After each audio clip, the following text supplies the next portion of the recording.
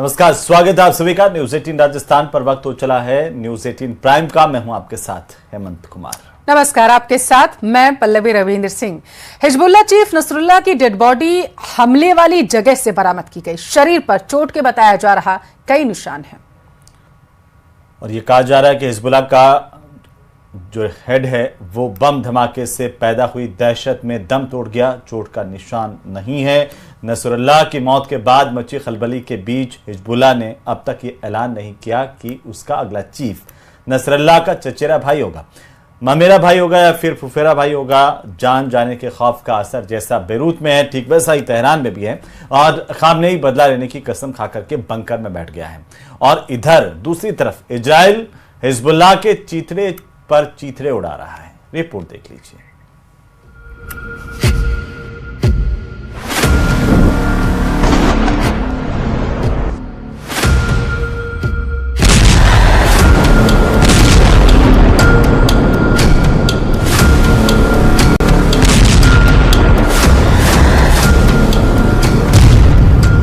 कौन है मोसाद का मैजिक मैन? किसने दी नसरल्लाह के हेडक्वार्टर में मौजूद होने की इंफॉर्मेशन? हिजबुल्लाह के भीतर कौन है वो भेदिया जिसने दी इजराइल को नसरल्लाह के लोकेशन की सटीक जानकारी? किसने पहुंचाई इजराइल डिफेंस फोर्स को मिनट टू मिनट नसरल्लाह के मूवमेंट की सूचना? डबल एजेंट ने कैसे बैरूत में बैठे बैठे ले ली नसरल्लाह की जान?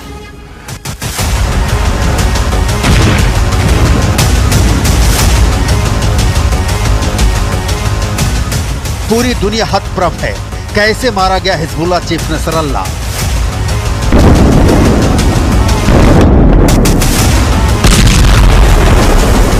वर्षों से सिर्फ स्क्रीन पर दिखने वाला नसरल्लाह कहां रहता है, कहां से वीडियो जारी करता है, कहां बना है उसका गुप्त ठिकाना, कब बैठता है हेडक्वार्टर में, कब करता है मीटिंग? इजराइल की खुफिया एजेंसी मोसाद 20 सालों से इसकी इंफॉर्मेशन जुटा रही थी। लेकिन 26 सितंबर 2024 तक नसरल्लाह मोसाद के रडार को चकमा देने में कामयाब होता रहा। सवाल उठ रहे हैं कि 27 सितंबर की रात ऐसा क्या हुआ कि नसरल्लाह की लोकेशन मोसाद ने ट्रैक कर लिया। आईडीएफ ने फाइटर प्लेन F-35 को बैरूत रवाना किया और नसरल्लाह को ठिकाने लगा दिया।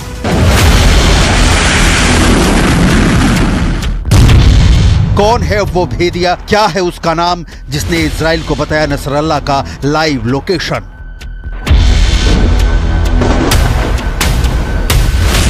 अठारह वर्षों से नसरल्लाह अंडरग्राउंड था। हिजबुल्लाह के टॉप कमांडो तक को पता नहीं होता था कि नसरल्लाह कब कहां दिखाई देगा।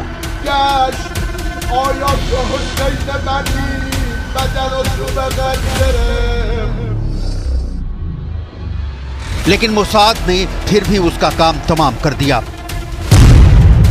कहा जा रहा है कि हिजबुल्लाह के अंदर बैठे इजरायली सोर्स ने नसरल्लाह का लोकेशन आईडीएफ के साथ शेयर किया।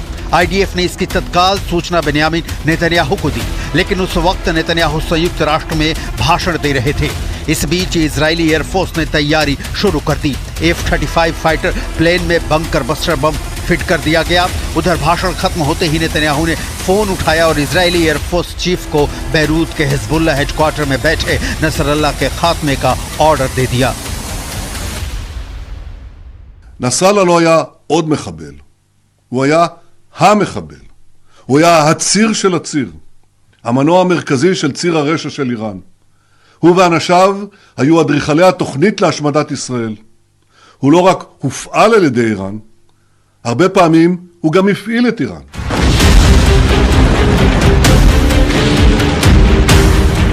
नसरल्लाह को मारना इतना आसान नहीं था, लेकिन जो आसान हो वो काम मोसाद के हिस्से नहीं आता। मोसाद तो वो है जो बदला लेने के लिए 15 सालों तक अपने दुश्मन का पीछा करता है, उन्हें मौत के घाट उतारता है, जिन्होंने म्यूनिख ओलंपिक के दौरान उसके 11 खिलाड़ियों को मारा था।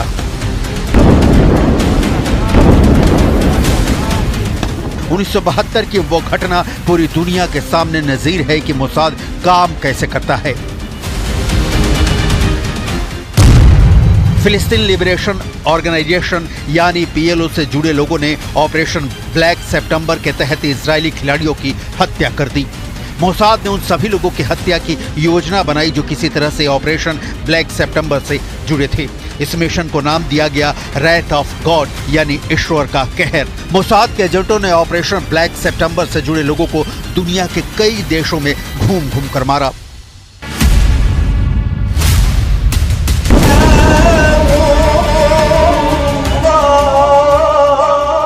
खुफिया एजेंसी मोसाद कितनी सटीक जानकारी के साथ काम करती है, इसके अनेक उदाहरण हैं। हमास चीफ इस्माइल हानिया को ईरान ने अपनी राजधानी तेहरान में छिपा रखा था। ईरान के टॉप मिलिट्री कमांडो का दस्ता जो रिवोल्यूशनरी गार्ड से थे उन्हें हानिया की सुरक्षा में लगाया गया था, लेकिन मोसाद के एजेंटों ने इस सुरक्षा दीवार में सींध लगा दी। हानिया की लाइव लोकेशन का पता लगाया। हानिया अपने 7 तालों वाले बंद दरवाजे के भीतर बैठा बैठा धमाके में बुरादा बन गया।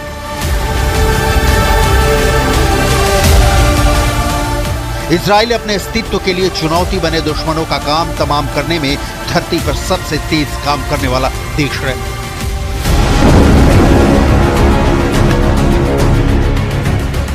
जादूगर की तरह काम करने वाला मोसाद यूं ही नहीं हैरत अंगेज ऑपरेशन के लिए चर्चित है। इसकी संगठनात्मक क्षमता, इसका सूचना तंत्र, इसके एजेंटों की बहादुरी और देश के प्रति समर्पण का भाव इन्हें दूसरी तमाम खुफिया एजेंसियों से अलग करती हैं। यहाँ यह समझना बहुत जरूरी है कि मोसाद आखिर ऑपरेशन को अंजाम कैसे देता है। मोसाद के कुल 6 डिपार्टमेंट हैं। पहला है कलेक्शन डिपार्टमेंट जो जासूसी कार्रवाइयों को अंजाम देता है। दूसरा है political action and licence department जो राजनीतिक गतिविधियों को अंजाम देता है और दूसरे देशों की सरकारों से डील करता है। तीसरा है स्पेशल ऑपरेशन डिवीजन, यही डिपार्टमेंट मोसाद के लिए खतरनाक ऑपरेशंस को अंजाम देता है। चौथा है एलएपी डिपार्टमेंट जो साइकोलॉजिकल वॉरफेयर और प्रोपेगेंडा ऑपरेशन करता है। पांचवा है टेक्नोलॉजी डिपार्टमेंट जो मोसाद के लिए हथियार, गैजेट जैसी चीजें डेवलप करता है। छठा है रिसर्च डिपार्टमेंट जो बैकग्राउंड से लेकर दूसरी चीजों की जानकारी एजेंसी को देता है।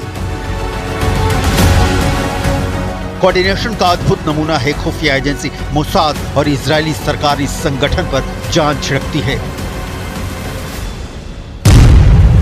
यही कारण है कि मोसाद का करीब 7,000 स्टाफ हैं। इस जासूसी एजेंसी का सालाना बजट $3 बिलियन के आसपास है। रुपये में ये राशि 250 अरब से ज्यादा है। मोसाद के सबसे टॉप रैंक के अफसर इसके डायरेक्टर होते हैं। ये डायरेक्टर किसी अफसर शाही वाले तंत्र में फंसे बिना सीधा प्रधानमंत्री को रिपोर्ट करते हैं।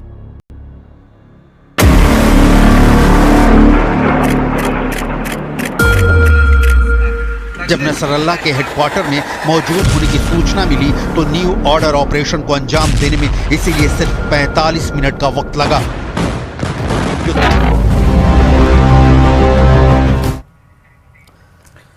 तो जम्मू कश्मीर और हरियाणा में हो रहे चुनाव का शोर पूरे देश भर में गूंज रहा है। बीजेपी हिंदुत्व, राष्ट्रवाद और वक्फ में संशोधन कर कमियों को दूर करने की बात कह रही है। तो वहीं दूसरी तरफ कांग्रेस कह रही है कि बीजेपी को सत्ता से बाहर करके हम दिखाएंगे। आप रिपोर्ट में समझिए।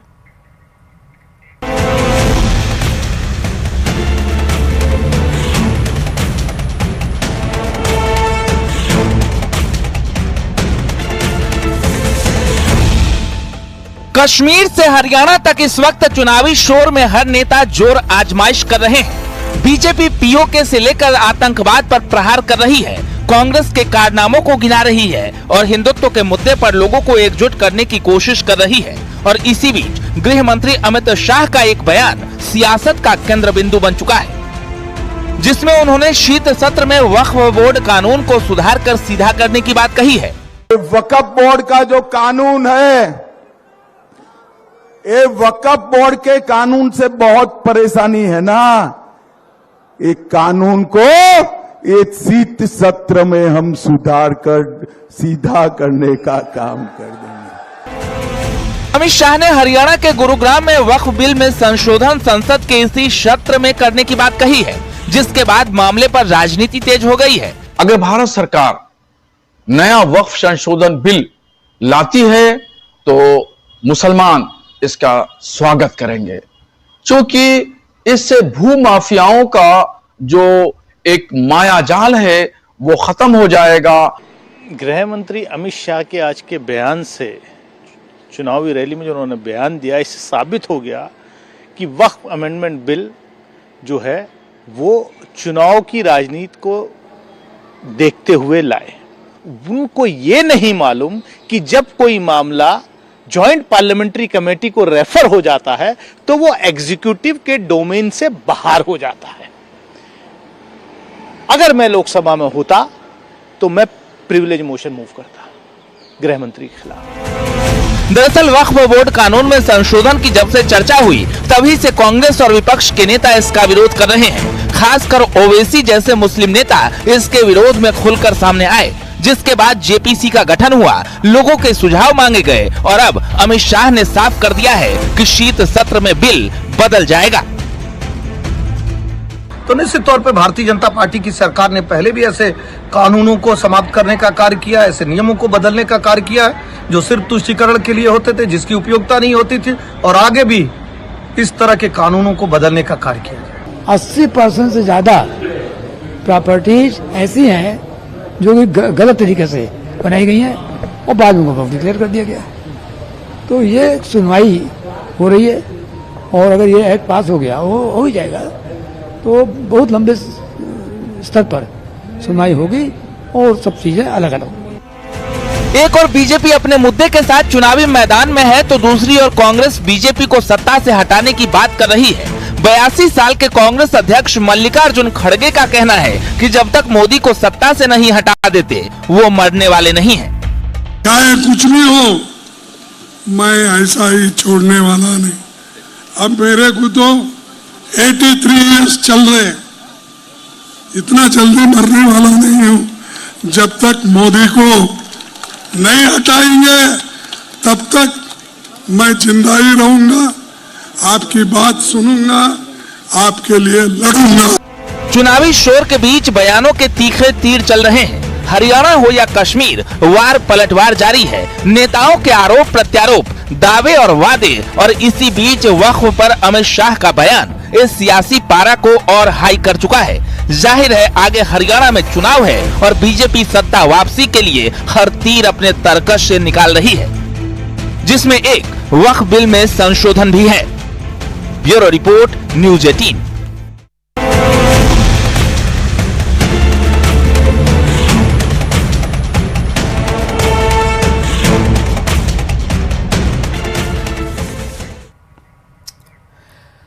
अब जो तस्वीरें हम आपको दिखाने जा रहे हैं वो हैरान करने वाली है। नेपाल के कोसी बैराज की ये तस्वीरें तबाही मचाने वाली हैं।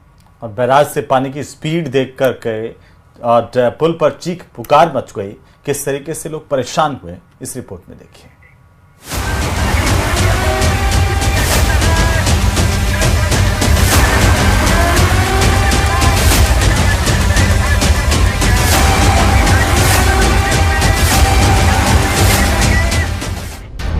नेपाल में बाढ़ का प्रलयकाल।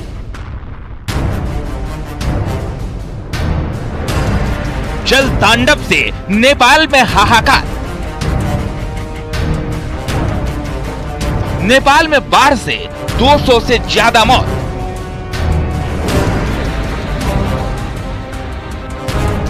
नेपाल में कहर, यूपी बिहार तक असर।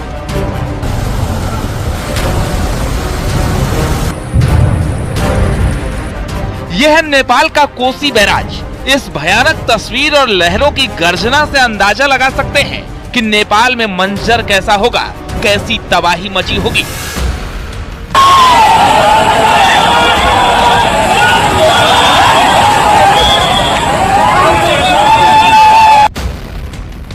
बैराज से पानी की स्पीड देख पुल पर चीख पुकार मच गई। लोग पुल से भागने लगे। ऐसा लग रहा था मानो पानी अपने साथ इस बैराज को भी बहा ले जाएगा।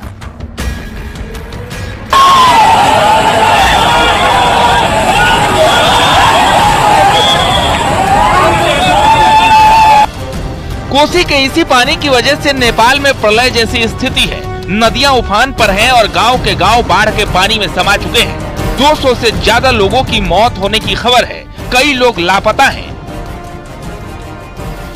नेपाल में आई तबाही का असर बिहार से यूपी तक हो रहा है। यूपी के तराई और पूर्वांचल के इलाकों में नदियां उफान पर हैं। गोरखपुर में घाघरा नदी का जलस्तर एक बार फिर बढ़ चुका है। गोरखपुर से होकर बहने वाली सभी नदियां इस वक्त उफान पे हैं। अभी कुछ दिनों पहले ही वो खतरे के निशान से नीचे गई थी, लेकिन अब एक बार फिर से वो सारी नदियां चढ़ाव की तरफ हैं। इस वक्त आप घाघरा के रफ्तार को देखिए और उस रफ्तार में लगातार बढ़ोतरी हो रही है। जितनी बारिश नेपाल में हुई है, अगर वो पूरा पानी इस साइड में आता है तो पूर्वांचल के कई जिले, साथ ही तराई बेल्ट के कई जिले इससे प्रभावित होंगे।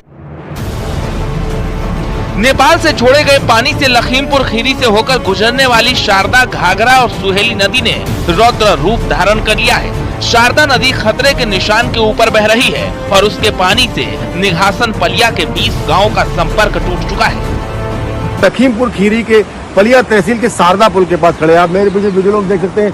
शारदा पुल इस समय खतरे के निशान से ऊपर चल रही है। बस को लेकर शारदा नदी ने पलिया और आपके निघासन 2 तहसीलों में तबाही मचा रखी है। लगभग 1 लाख से अधिक की आबादी प्रभावित इस पानी से है। बाढ़ चारों तरफ फैली हुई है। पलिया कस्बा टापू बन गया है। आप देख सकते हैं कि पूरी तरीके से जो रेलवे का पुल है, जो ये सड़क मार्ग का पुल है, जो बिल्कुल पुल को ऊपर छूने को आमादा है। बाढ़ का पानी खतरे के निशान से लगभग 20 सेंटीमीटर ऊपर इस समय नदी शारदा बह रही है। अपने विकराल रूप में लगातार पानी का डिस्चार्ज बढ़ता जा रहा है और नेपाल के से जो नदियां आ रही है उनका पानी भी डाइवर्ट होकर इसी नदी में आ रहा है, जिससे लेकर ये जो नदी है बिल्कुल उफान पे है, रौद्र रूप में है।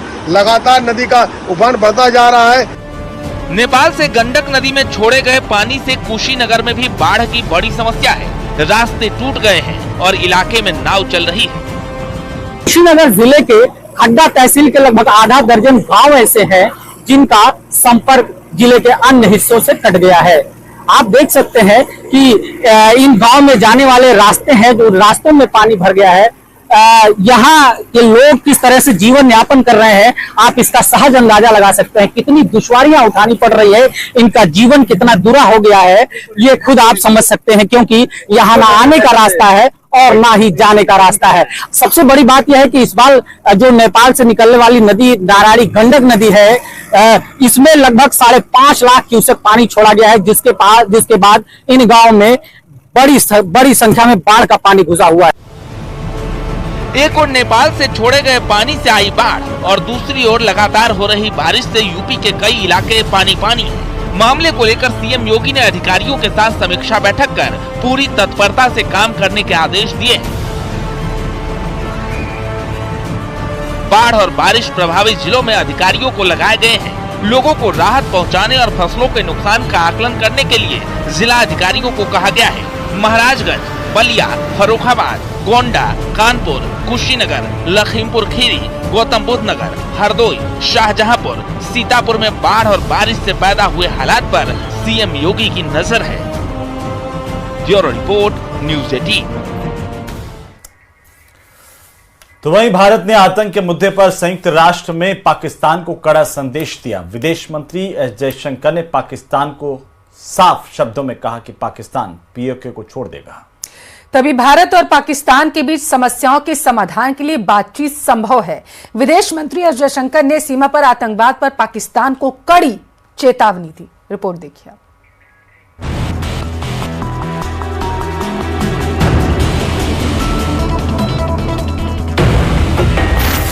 India is seizing Kashmiri lands and properties and settling outsiders into occupied Jammu and Kashmir.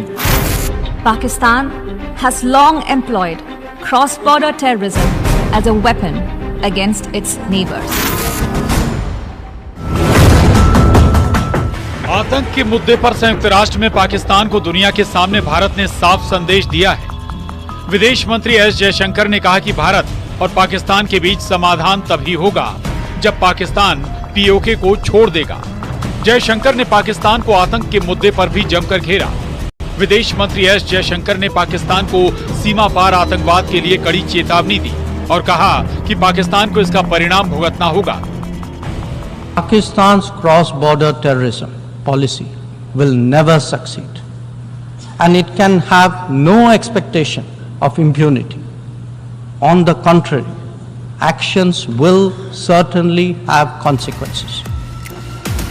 संयुक्त राष्ट्र के 79वें सत्र को संबोधित करते हुए विदेश मंत्री ने पाकिस्तान को जमकर धोया। एस जयशंकर ने पाकिस्तान को चेतावनी देते हुए कहा कि पाक की आतंक नीति कभी भी सफल नहीं होगी। पाकिस्तान अपने कर्मों का फल भुगत रहा है। विदेश मंत्री यहीं नहीं रुके, उन्होंने कहा कि पाकिस्तान की जीडीपी सिर्फ कट्टरता में काम आती। The issue to be resolved between us is now only the vacation of illegally occupied Indian territory by Pakistan, and of course the abandonment of Pakistan's long-standing attachment to terrorism. इससे पहले UP के CM Yogi Adityanath ने भी कश्मीर में प्रचार के दौरान कहा था कि पीओके भारत में शामिल होने को तैयार है, क्योंकि पाकिस्तान कंगाल हो चुका है और पीओके के लोग भारत के साथ आना चाहते हैं। पाक अधिकृत कश्मीर भी फिर कश्मीर का ही पार्ट होने वाला है, जम्मू कश्मीर का ही भाग होने वाला है। और यही तो हलचल है पाकिस्तान में। वे अपने लोकतंत्र को बचा नहीं पाए, उनको अपने लोकतंत्र को बचाने के लिए मशक्कत करनी पड़ रही है, और मशक्कत करते करते आज पाकिस्तान इस स्थिति में पहुंच गया है। और चलिए इसी के साथ फिलहाल के लिए इस बुलेटिन बस इतना ही। यहाँ रुकेंगे एक छोटे से ब्रेक के लिए। नमस्कार। नमस्कार।